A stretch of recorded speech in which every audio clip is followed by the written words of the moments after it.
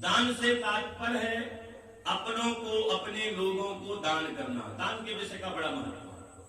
दान का तात्पर्य पंडित जी को, महाराज जी को मंदिर भर नहीं होता है। अपने देश के लिए दान करिए, अपने राज्य के लिए दान करिए, अपने गांव के लिए दान करिए, अपनों के लिए दान करिए। महाभारत में बड़े भाई और बहन को दान देना सबसे श्रेष्ठ कहा गया। दरिद्रे दीयते दानम सफलम पांडुनंदनो। यह महाराज युधिष्ठिर से कहा कि दान किसको देना है? बोले जिसको आवश्यकता हो। और दान की महिमा में बताते हुए महाभारत में कहा कि दान का अनंत गुना फल मिलता है यदि अपने बड़े भाई और बहन को दिया जाए। लेकिन इसका मतलब ये नहीं कि अगली बार फिर पंडित जी को दान देना बंद, मंदिर में दान देना बंद, क्योंकि ऐसे बातों का अर्थ लोग जल्दी लगा लेते हैं।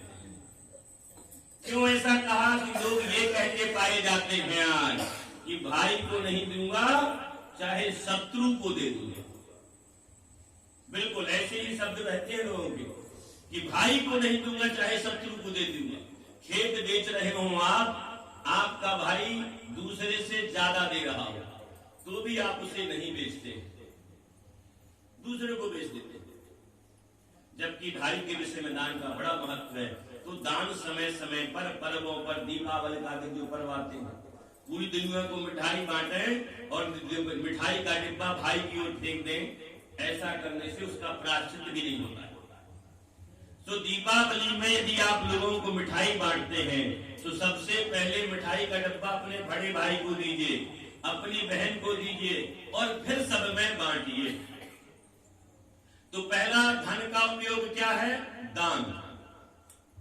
बोले भैया दान नहीं कर सकते, हम बड़ी मेहनत से कमाए हैं, पसीना की कमाई है, फ्री मनी मिला है। जिन लोगों को नहीं देना होता ऐसा ही करते हैं। एक सेठ जी थे, बड़े ही कृपण थे,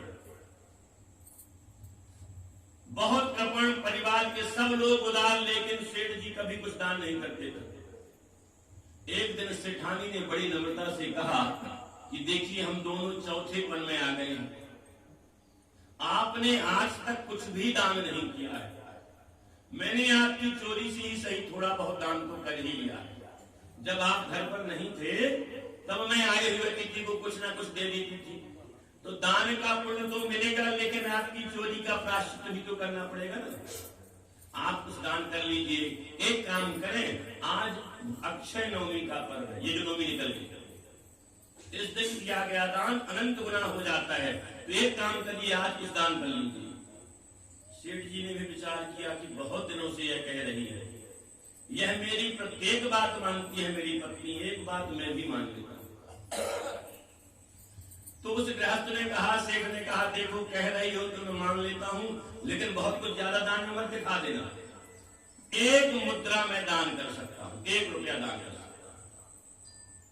पत्नी को लगा चलो अच्छी बात है, 1 रुपया ही सही, दान की बात तो आई। तो उस गृहस्थ ने 1 रुपया लिया, मुट्ठी में बंद किया और दान करने के लिए चला। विचार आया पड़ोसी को दे दूं।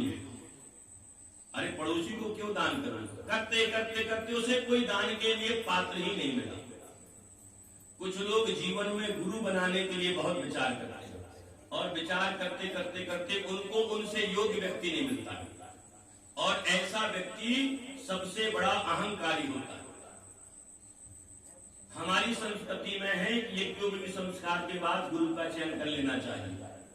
ना हो यज्ञोपवीत संस्कार के बाद तो विवाह के तुरंत बाद ही सपत्नी गुरु मंत्र प्राप्त कर लेना चाहिए। और यदि तब भी हम गुरु मंत्र ना प्राप्त कर सके तो पूछते भैया गुरु जी बना लिया? बोले बनाने का मन बड़े दिनों से, कोई अच्छा गुरु मिल ही नहीं रहा। अच्छा गुरु का तात्पर्य आपसे योग्य आपको कोई नहीं मिला। माने दुनिया में सबसे योग्य व्यक्ति आप ही हैं। सो वो चला, उसे दान करने के लिए कोई नहीं मिला। चलते चलते काशी पहुंच गया दान के लिए।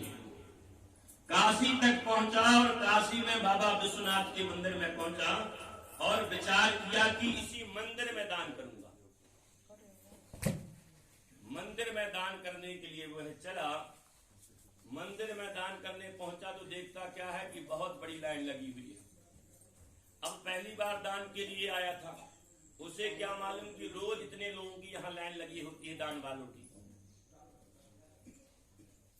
उसने विचार किया आज अक्षय नवमी है, इस समय मेरी तरह आज दान करने आए। बड़ी भीड़ थी, सो जो 1 रुपया लिया हुआ था हाथ में उसे मुट्ठी में बांध लिया, कहीं गिर ना जाए, ऐसा बांध लिया। उस लाइन पर लग गया, कुछ दूर जाता फिर वह मुट्ठी खोल करके रुपया को देखता कि अब हमारा तुम्हारा बिछोह होने वाला है, अब आज के बाद हम एक दूसरे से नहीं मिल पाएंगे। बड़ा दुखी होकर के अपने रुपया से बात करता। चलते चलते चलते जब उसका नंबर आया कि अब यह दान कर देगा, तो सोचा कि अंतिम समय एक बार इसे और देखी। तो उसने अपनी मुट्ठिका खोली, और खोली तो देखता क्या है कि बड़े जोर जोर से रुपया लो रहा है। मुट्ठी बांधा हुआ था, पसीना आया, उसके मन में विचार आया कि देखो ये रुपया भी हमारे पास से नहीं जाना चाहता, हमसे दूर होने के दुख से ये रोने लगा है, इसके आंसू निकलने लगे हैं। उसने रुपया को देखा और कहा तुम चिंता नहीं करो भैया, इतने दुखी मत